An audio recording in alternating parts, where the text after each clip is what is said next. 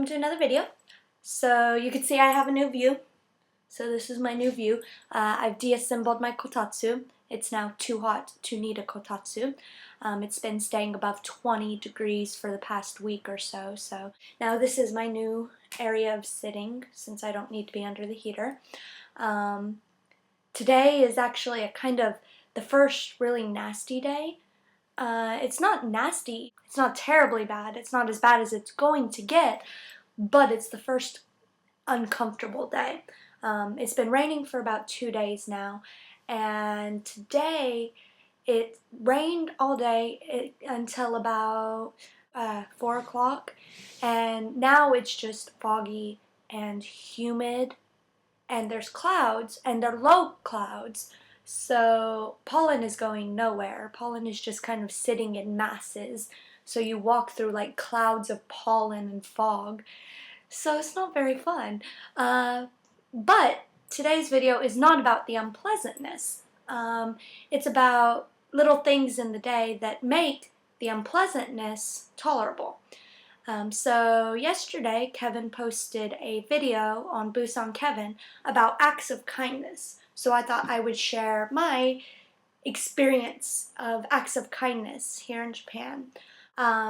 But the act of kindness I'm going to talk about is kind of an act of heroism. So it's a very heroic act of kindness, a very dangerous act of kindness actually.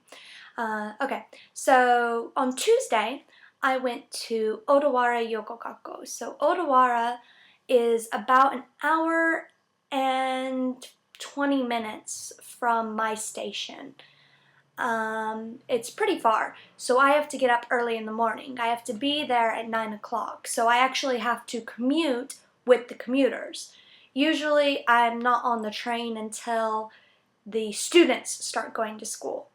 But this time I was on the train when the business people were going to school. So or not school, going to work.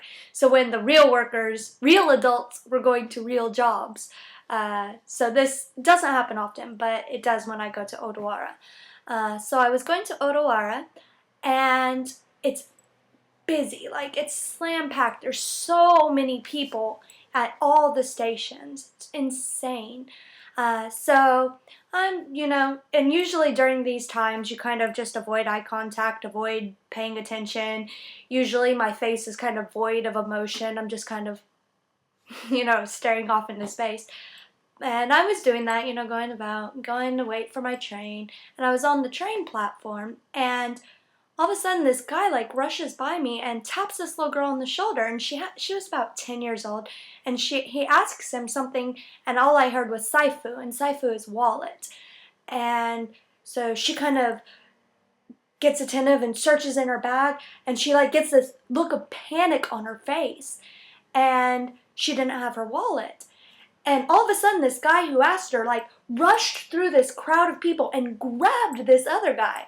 Now this other guy was like so sketchy looking. He was like in this really slick, suit, very nice shoes, and these dark glasses. Dark sunglasses. It was kind of sunny, but in my area of Japan at least, nobody ever wears sunglasses. And I've always felt kind of, I don't belong. So I always wear sunglasses and nobody else does. But this guy was wearing some dark glasses, he just looked scary. So this guy just grabs this scary looking guy and starts dragging him. And this other businessman kind of is like, what's going on? And he grabbed the scary looking guy from the other side. So these two businessmen are dragging this scary looking guy backwards to the platform security. And apparently that guy, the scary looking guy, had reached into the little girl's bag and stole her wallet.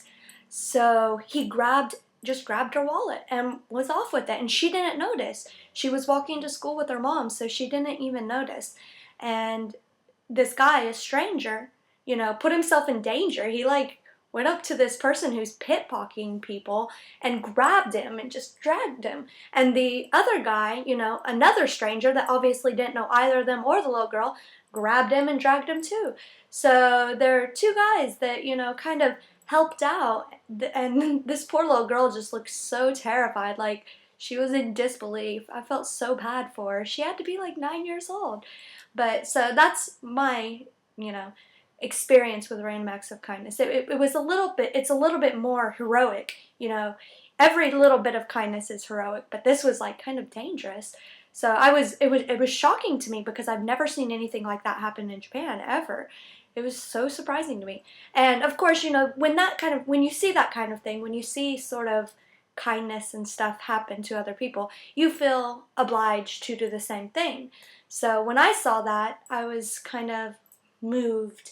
And when I was in Odawara, I was walking to the other line, and this guy was kind of shuffling in his bag, and he dropped his credit card. And, you know, because, you know, I saw that, you know, nice kindness act, I felt really compelled to, you know, sumimasen, and tell him, you know, you dropped your credit card. And he was very grateful. And who knows, maybe because I, you know, pointed out that he dropped his credit card, he helped somebody else. And it's kind of like pay it forward, I guess. I never actually watched that movie. But the concept, you know, you see somebody do something nice, or somebody does something nice for you, and you want to do something nice. It kind of spreads happiness and makes days very good. So, that sort of thing always makes days like today, where it's sticky and I don't feel like touching the air, it always makes these days seem okay. But, so, that's my experience with kindness. I hope you enjoyed it. Thanks for watching. Peace.